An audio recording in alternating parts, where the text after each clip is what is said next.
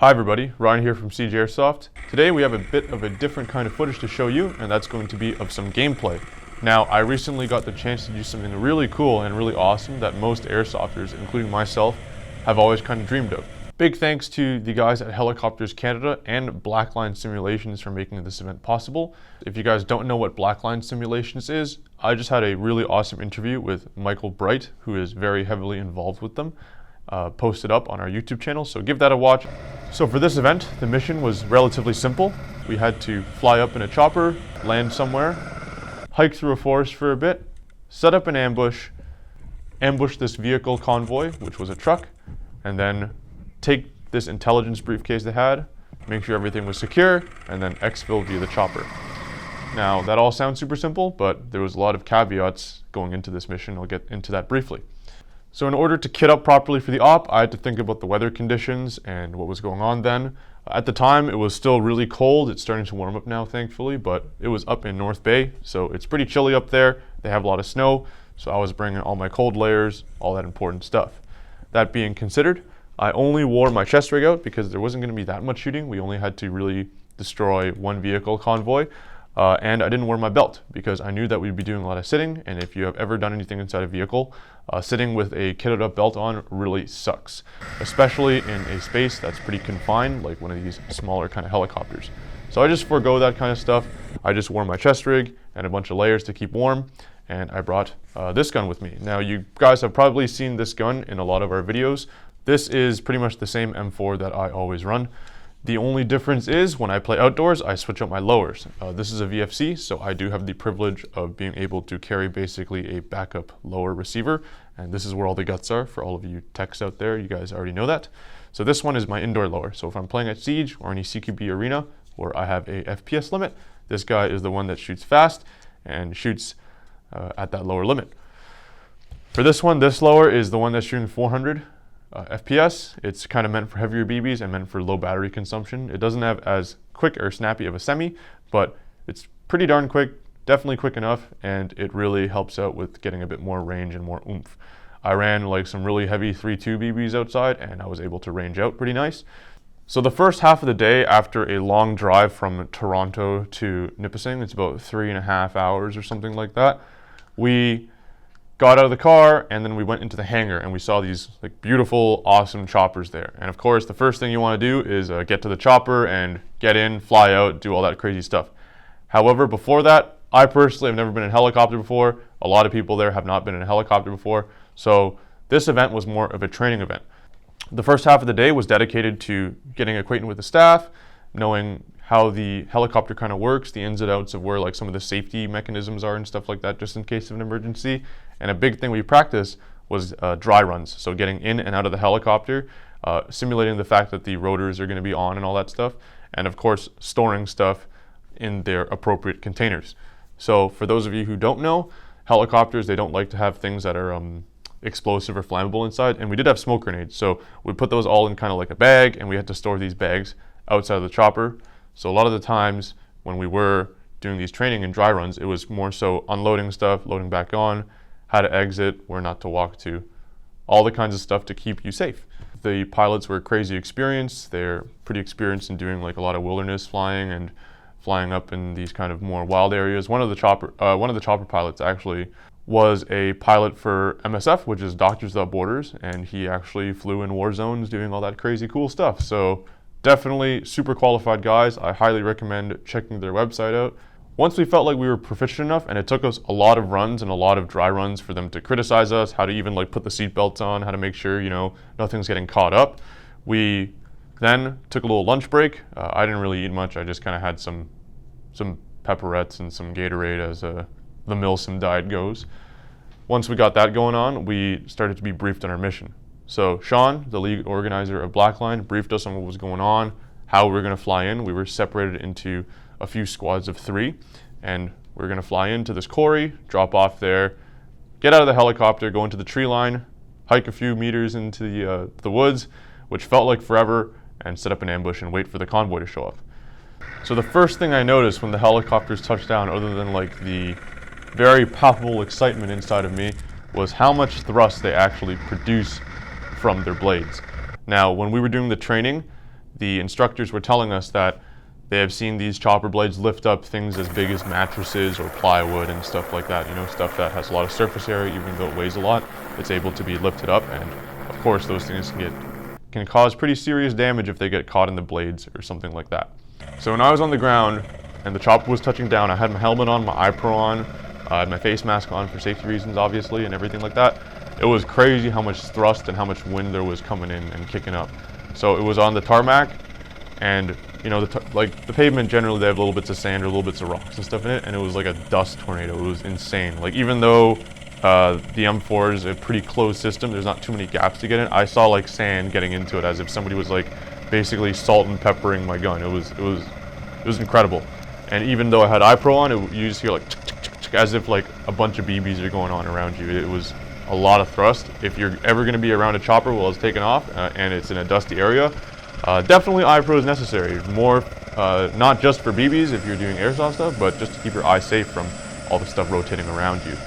One of the main things they were teaching us to do was making sure we had no loose straps or loose parts on us, because you're obviously in a very fast moving vehicle and it's kicking up basically a cyclone underneath it.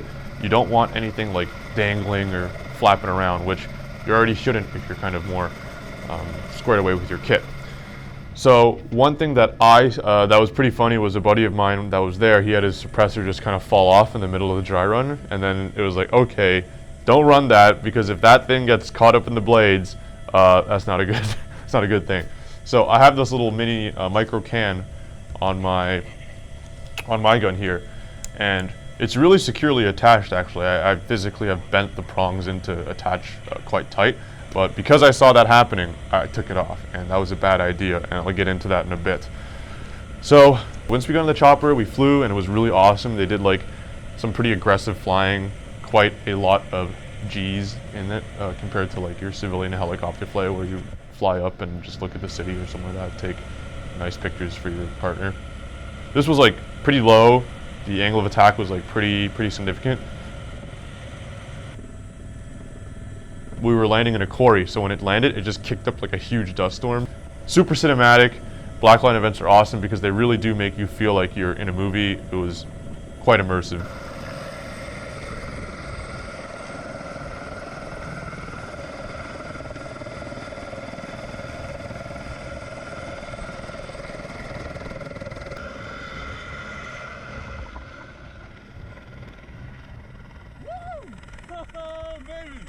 Once we got down and we landed, we got our stuff and we rendezvoused with the rest of our team. We were kind of the last group to go in, and there were 2 choppers. So we got in there and we found our rally point, and we started to hike in to this road where we were going to set up our ambush. Now, a lot of the guys have GPSs and stuff. Our squad leaders had GPSs. So we found our coordinates and we started to head towards that coordinate. Now, in heading towards that coordinate, there was something that we didn't really expect. Now, in Toronto, at the time, the snow was already melting and there was not much snow on the ground. Now, if you go up to North Bay, there is still a crap ton of snow on the ground. And I'm talking a lot. Like, it wasn't just like ankle deep or knee deep. There were parts where it was just up to my waist. You would take a step and your foot would just sink into the snow. So I think we only had to hike in like 500 meters, which was like less than a kilometer or something like that. But it felt like forever because the snow was just so deep, and it was like walking through quicksand or something like that, something insane. There was so many times where we got bogged down because I was kind of in the front with our commander, which was Phil. Awesome guy, by the way. Hi, Phil, if you're out there. We were bogged down by a lot of snow and by people tripping.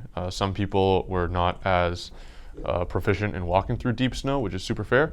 And you know, people's kit and stuff, it's a huge reality check. I was really lucky to have my kit relatively squared away, so it wasn't too bad for me, and I'm pretty used to long distance hiking, so it wasn't too bad for me.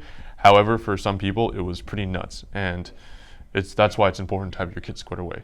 That doesn't mean it was easy for me either. I was sweating balls and I was panting and I was like crawling at some points to spread out the weight of myself to not sink through the surface, which was pretty difficult.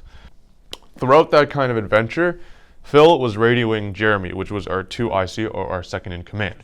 And Phil had some communications issue. I don't exactly remember what it was. I think like his contacts were off or disconnected or something like that. Another reason to have your kit squared away. Sorry, Phil, but I know normally you're pretty good, but maybe too much hype, maybe something like that.